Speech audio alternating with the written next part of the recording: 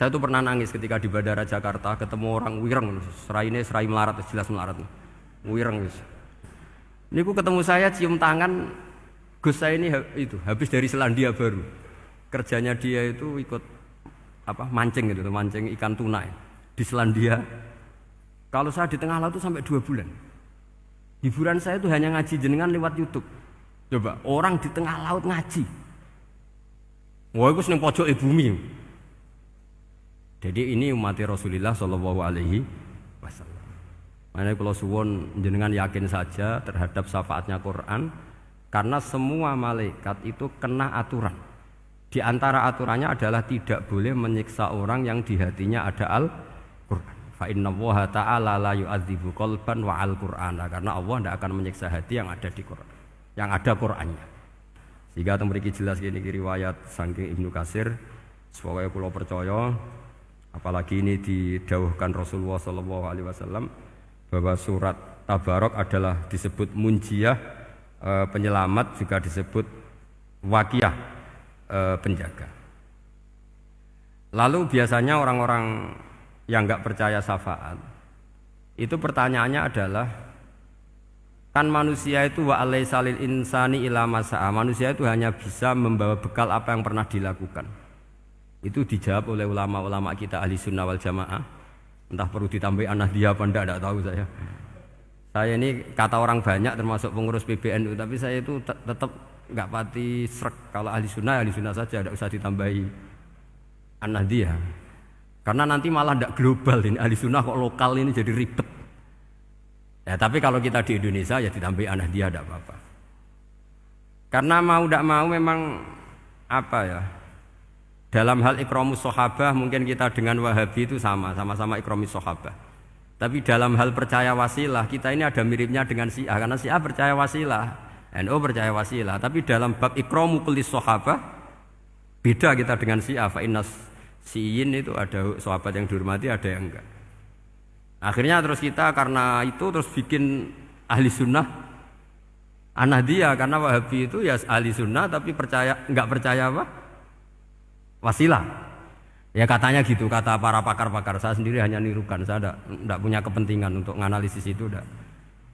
Karena pertanyaan di kuburan itu ya gampang, nanti marbuka manabiuka itu gampang lah. Tapi ada KNU juga, ada nanti Gus pertanyaannya, wa ma jamiyatuka. Waduh ribet itu, lama-lama wa ma hizbuka, partai kamu apa? Ribet kan kalau semua orang kreasi nambahin, malah ribet kan. Tapi lewat ngaji ini saya pastikan bahwa surat Tabarok itu luar biasa. Terus saya teruskan. Wa qad rawat Tabrani wal Hafidz Ad-Diya al-Muqaddasi min tariqi Salam bin Sa'drusih qala Rasulullah sallallahu alaihi wasallam suratun fil Qur'ani khosomat an sahibiha hatta adkhalathul jannah. Jadi ada surat di Quran yang mati-matian membela yang hafal sampai surat itu memasukkan orang itu ke surga, yaitu tabarakalladzi biyadihil mulk. Ini yang An Ibnu Abbas yang qala daraba ba'du ashabin Nabi sallallahu alaihi wasallam khiba'ahu ala qabrin wa wala yahsibu annahu qabrun. Fa idzan qabru insanin yaqra'u suratal mulki hatta khatamaha. Fa atan Nabiyya sallallahu alaihi wasallam faqala hiyal mani'ah hiyal munjiyah tunjihi min adzabil qabri. Jadi ada sahabatnya Nabi, karena kemalaman dia bikin tenda di kuburan. Dia enggak ngira kalau itu kuburan. Ternyata di situ ada orang Sohibul Qabri ini baca surat Tabarok. Baca surat Tabarok.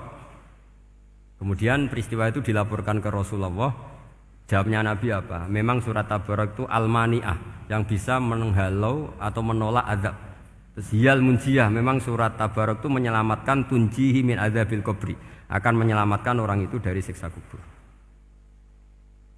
Ikut ke sekolah. Wa qala Tabrani haddatsana Muhammad bin Hasan. Terus qala Rasulullah sallallahu alaihi wasallam lawadittu annaha fi qalbi kulli insani min ummati.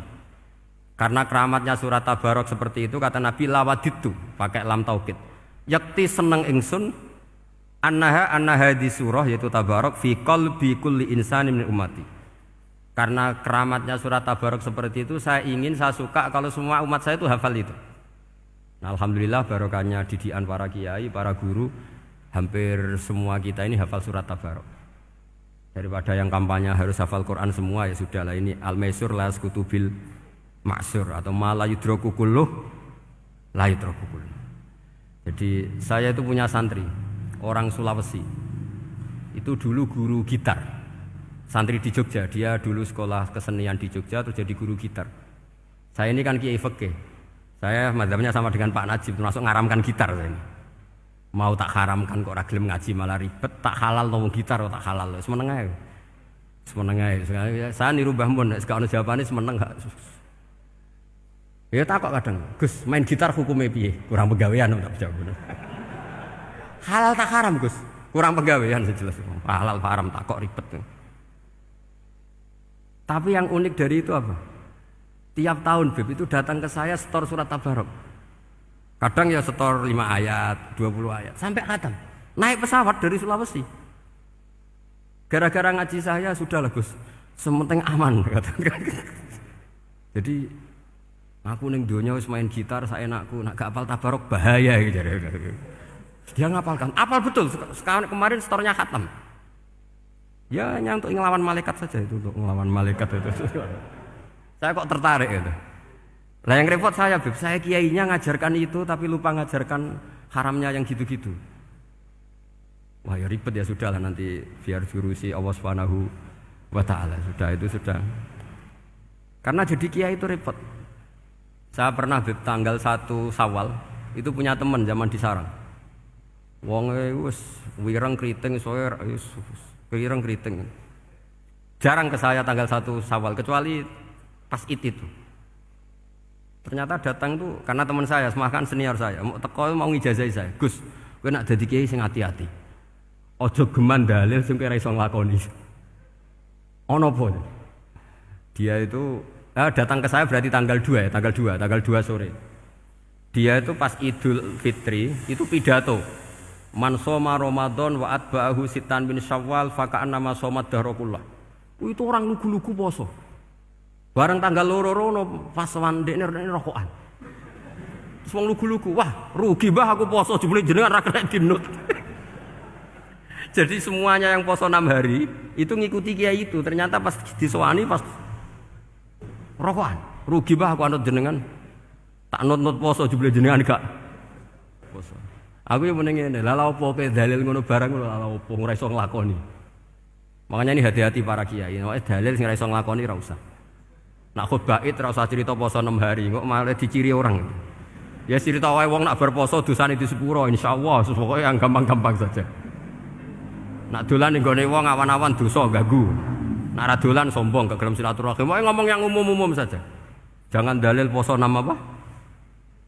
Hari itu sekali ada yang anut ternyata kamu ndak bisa, wah itu repot. Ya jadi saya berharap sekali keyakinan guru-guru kita bahwa Al-Quran mensyafaati itu kita terima. Kita terima an ilmin wa an bayinatin wa an hujatin. Kita bukan sekedar terima karena itu dawai guru enggak, tapi satu bayinah. Yaitu logikanya adalah malaikat itu mukallaf. Mukallaf itu kena aturan hukum. Jika manusia kena aturan hukum harus menghormati orang hafal Quran, maka malaikat juga kena aturan yang sama. Yaitu harus menghormati yang hafal Quran. Jadi boleh kamu nanti ketemu malaikat mungkar nakir, sertifikat Iqra khatam, qiraati khatam. Syahadah saya hafid terbaik. Ya supaya dia enggak sembarangan nyiksa kita. Wah aku yakin mesti gak wani, yakin. Jajal sebenarnya. Tapi sampean matur, ojo tes tapi. Karena sekali dites bulet tuh. Ya jadi ini jelas ya dawuh Nabi ketika cerita keramatnya surat Tabarok, dawuh Nabi lawaditu annaha fi qalbi kulli insanin min ummati. Wa qad rawa hadzal hadits Abd bin Humaid fi musnadihi bi absata min hadza. Faqala ada yang cerita lebih detail di riwayat itu fa innaha al munjiyah wal mujadilah tujadilu autokhasimu yaumal qiyamah inda rabbiha liqairiha. Nah ini lebih gampang lagi. Surat Tabarok itu mati-matian bela yang baca. Semoga riwayat ini yang benar, bukan li hafidhiha tapi li qari'iha. Sampeyan milih riwayat yang hafal apa yang baca? Baca apa hafal? Baca apa hafal? Korupsi kabeh guys. Jadi ada riwayat itu tujadilu au tukhasimu yaumal qiyamah inda rabbiha liqari'iha. Bagi yang baca tidak harus hafal. Wa tatlubu lahu ayunjiyahu min adzabin nar wa yunjiya biha utawayan sahibaha min adzabil qabri. Jadi surat ini akan mati-matian bela yang membaca. Tadi kan riwayatnya hafal, jadi saya terjemah hafal terus. Akhir-akhir kok ada diskon cukup baca ya ini tak ganti karena ini demi jenengan tak cari riwayat paling gampang. Sebetulnya ini enggak etis, kayak ilmu pesanan. Ya, tapi ya sudah, memang ada riwayat apa? Liqariha. Akhirnya Nabi ya lagi-lagi menutup dawe lawaditu annaha fi qalbi kulli insani min ummati. Saya suka lawaditu itu pakai lam li taukid itu. Lawaditu annaha fi qalbi kulli insani min ummati. Tapi saya suka sekali kalau itu ada di hati semua umatku. Artinya gini, dari sekian riwayat sebetulnya itu kuat riwayat yang hafal.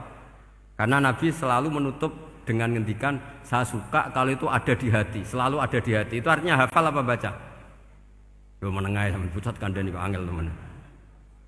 Hafal apa baca? Lawaditu annaha fi qalbi kulli insani min ummati. Itu hafal apa baca? Hafal. Ya berarti hafal. Ini yang hafal tabarok berapa? Semua ya? Hafal semua? Aman berarti, no? Jadi